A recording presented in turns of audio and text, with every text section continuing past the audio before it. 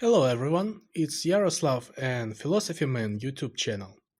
In one of my previous videos, many months ago, there was a video called DOTA Dragon's Blood, the tradegy of the fantasy genre. It is in Russian, so not all English-speaking listeners can watch that episode and understand what is going on. So I think I will do the new episode and also the second part, the second season of the show already aired. Just for the basics, I don't consider Dota to be a great work of art, though I think that animation is quite good, and I like the very idea that the new genre of animation, so-called Netflix anime, is rising. It is good for the general culture. But Dota is not a high genre. However, it is useful to compare it to another game-based, MOBA-based anime or animation, Arcane. I say I hate Arcane.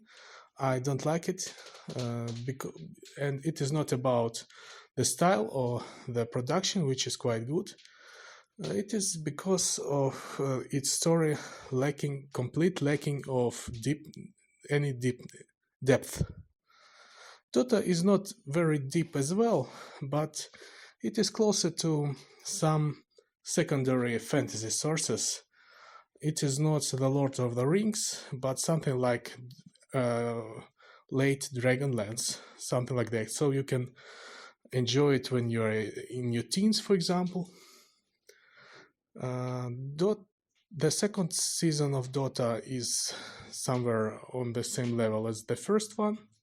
So it is adventures, basically just a good story about adventures of characters with more or less good plot lines that intersect. And as I said, the animation, especially battle scenes, are quite good. I also don't like Arcane's characters. It is not about the depths. I believe there are some people like that, but I don't know whether you should make epic stories about such kind of people. They are cartoon-like characters, in a bad sense. One of the main points of my first video, which was actually mentioned in its name, is that fantasy genre is in the sort of a crisis when the new stories come not from the books but from computer games.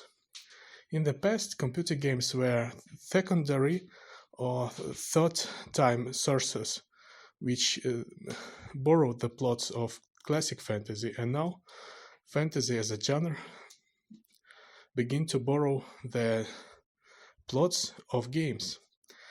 As you all probably know, Dota and League of Legends, on which Dota and Arcane are based, in the beginning had no stories. They were just sort of arcade multiplayer games with completely ad hoc characters, with completely ad hoc biographies that often were more a parody than a decent epic story. And now we can see certain purely postmodern things happening on our eyes when parody becomes the new epos. And as you know, epos is sort of the high pillar of our culture. And is it bad? Is it good? I don't know. I don't really like it for the case of Arcane because of the reasons I have already outlined. But as for the Dota, maybe. Thank you. Hope you enjoyed my audio podcast. See you later and goodbye.